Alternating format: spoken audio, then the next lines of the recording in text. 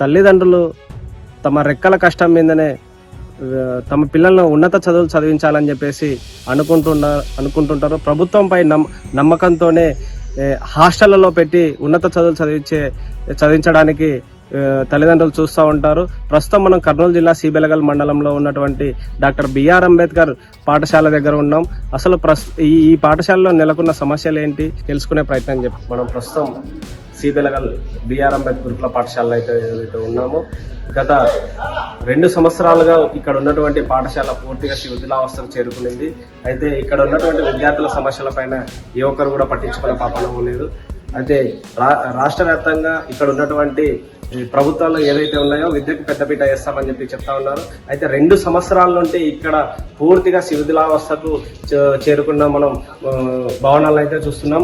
మనం అయితే ఎక్కడైనా కూడా రోడ్డు మలుపుల్లోనో లేదంటే ప్రమాదం జరిగే సంఘటనలోనో హెచ్చరిక బోర్డులు చూస్తుంటాం. అయితే ఈ పాఠశాలలో కూడా అలాంటి హెచ్చరిక బోర్డులు చూస్తున్నాం. మనం ఇక్కడ చూస్తున్నాం హెచ్చరిక, ఈ వరండాలో ఎవరు కూడా తిరగరాదు, పై అంతస్తు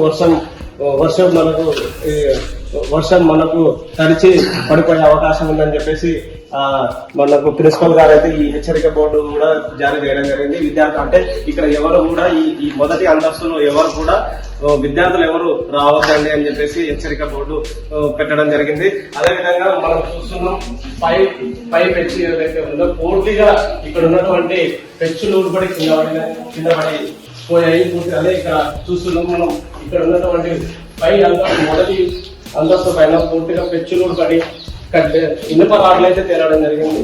అదేవిధంగా మనం ఏదైతే ఉందో ఈ క్లాస్ రూమ్స్ కూడా చూస్తున్నాం. క్లాస్ రూమ్స్ మొత్తం పూర్తిగా పడిపోయాయి. ఈ రూమ్ ఈ మొదటి అంతస్తులో ఉన్నటువంటి సాధారణంగా ఎక్కడైనా తరగతి గది అంటే కింద ఫ్లోర్ దెబ్బతింటుంది, కానీ ఇక్కడ పై అంతస్తు దెబ్బతింది. సార్ చూద్దాం, ఇది ఒక క్లాస్ రూము. ఈ క్లాస్ గది ఎలా దెబ్బతింది అనేది చూస్తాం. పూర్తిగా మనము చూసుకోవచ్చు. ఇక్కడే చూస్తున్నాం, ఇక్కడ పై అంతస్తులో ఉన్నటువంటి ఫ్లోర్, మొదటి అంతస్తు ఫ్లోర్ ఇది.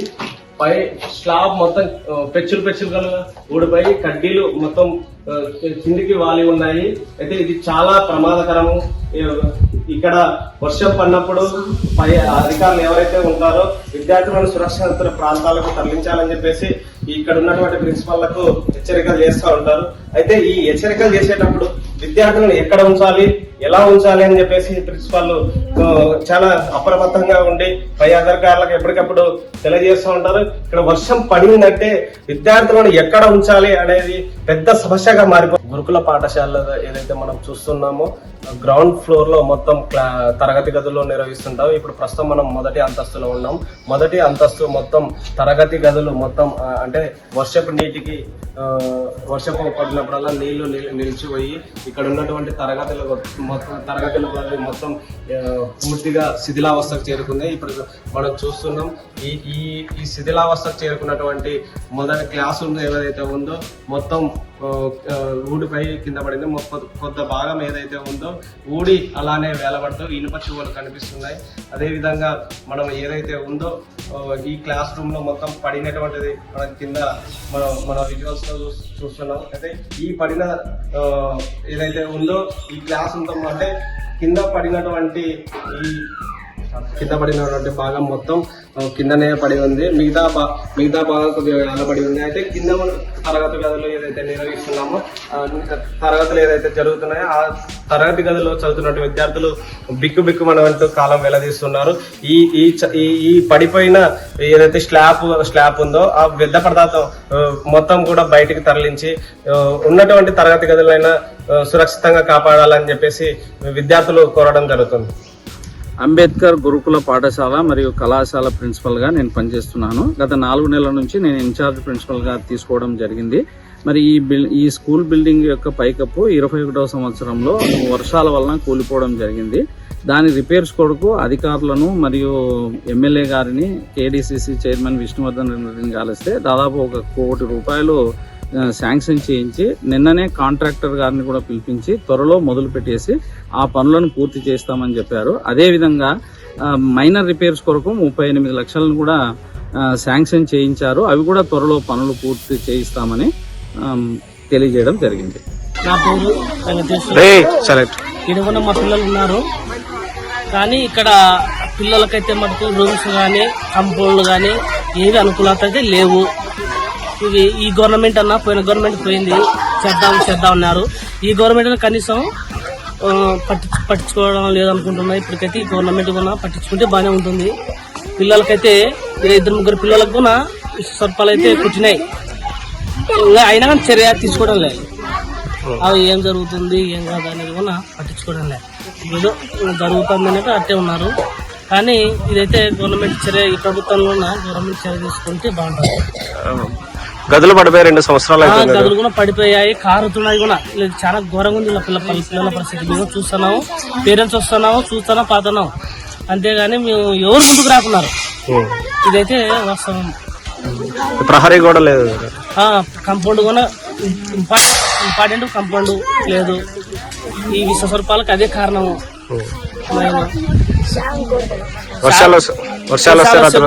బిల్డింగ్ లో అర్తులు కరెంటు షాక్ కొడుతుందంట పిల్లలు చెప్తాను, కానీ దృష్టికి తేలేక ఊకున్నారు. ఇది మొత్తానికి అధికారులు స్పందించాలని కోరుతున్నాం మేము. అంబేద్కర్ గురుకుల పాఠశాలలో అయితే సమస్యలు తాండవమాడుతున్నాయి. విద్యార్థుల సమస్యల పరిష్కారం కోసం అనేక హామీలు అయితే రాష్ట్ర ప్రభుత్వాలు, కేంద్ర ప్రభుత్వాలు అయితే రోజు పత్రికా ప్రకటనలో చేస్తున్నాయి. కానీ ఇప్పటికైనా అధికారులు స్పందించి ఈ పాఠశాలలో ఉన్న సమస్యలను పరిష్కరించాలని చెప్పేసి విద్యార్థులు అయితే కోరుకుంటున్నారు. మనతో మాట్లాడడానికి ఈ పాఠశాల విద్యార్థులు ఉన్నారు, మనతో మాట్లాడే ప్రయత్నం చేస్తారు.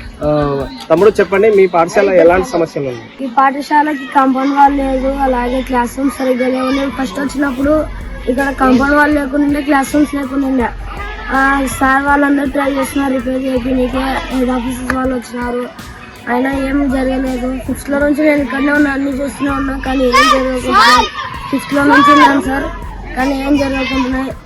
దయచేసి హెడ్ ఆఫీసర్స్ వాళ్ళందరూ వచ్చి దయచేసి ఇక్కడ కొంచెం హెల్ప్ చేయండి ప్లీజ్ సార్. సార్ ఇక్కడ క్లాస్ రూమ్ సరిగ్గా లేవు సార్, పిల్లలందరూ చెట్ల కింద కూర్చొని చదువుకుంటున్నారు సార్. అక్కడ క్లాస్ రూమ్స్ లేకుండా పిల్లలు డార్మెంటరీలోనే, కొంత 5th 6th వాళ్ళు డార్మెంటరీలోనే కూర్చొని చదువుకుంటున్నారు సార్. నేను ఒక 2-3 days కిందట డీసో మేడం వచ్చింది సార్ స్కూల్కి. వచ్చిన తర్వాత మేడం 7th క్లాస్ వాళ్ళకి క్లాస్ రూమ్స్ లేవని 10th క్లాస్ రూమ్ అలాట్ చేసింది. 10th క్లాస్ వాళ్ళు కాలేజ్ సెక్షన్లో వెళ్తారు. ఇక ఇట్లా పరిస్థితులు ఇంకా చాలా ఉన్నాయి. వాటర్ ఒకటే బోర్ పైన పని చేస్తుంది, కరెంట్ లేకుంటే వాటర్ రావు. చాలా సార్ వాళ్ళు ట్రై చేస్తున్నారు, అంతా పాక్ చేయడానికి అంతా ట్రై చేస్తున్నారు, కానీ ఇక్కడ ఏం జరగకుంటుంది. ఒకసారి సీఎం వాళ్ళు కూడా వచ్చి స్కూల్కి వచ్చి విజిట్ చేసి పోతే ఏమవుతుంది.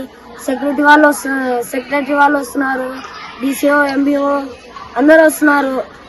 ఒక్కసారి మొన్న ఇక్కడ కర్నూలులో మీటింగ్ జరిగినట్టు ఇక్కడ ఒకసారి మీటింగ్ పెడితే అన్ని ప్రాబ్లమ్స్ మన ప్రిన్సిపల్ సార్ వచ్చి మాట్లాడతారు మీతో. దయచేసి రండి, ఒకసారి అందరు వచ్చి ఇక్కడికి విజిట్ చేసుకోండి. హెడ్ ఆఫీసర్స్ అందరూ ఒకసారి వచ్చి విజిట్ చేసుకోండి దయచేసి. స్కూల్ కి క్లాస్ రూమ్స్ లేవు, అసలు పిల్లలకి క్లాస్ రూమ్స్ లేకుండా ఎట్లా చదవాలా? రైట్, చూస్తున్నాం. ఒకసారి మా సమస్యల్ని వినండి, మా సమస్యల్ని పరిష్కరించండి అని చెప్పేసి ఈ పాఠశాల విద్యార్థులు మొరపెట్టుకుంటున్నారు. అదేవిధంగా ఈ పాఠశాలలో ఉన్నటువంటి సమస్యలు తక్షణమే పరిష్కరించాలని చెప్పేసి పాఠశాల విద్యార్థులు కోరుతున్నారు. కెమెరామెన్ నాగేశ్వర్, మధు, కర్నూలు.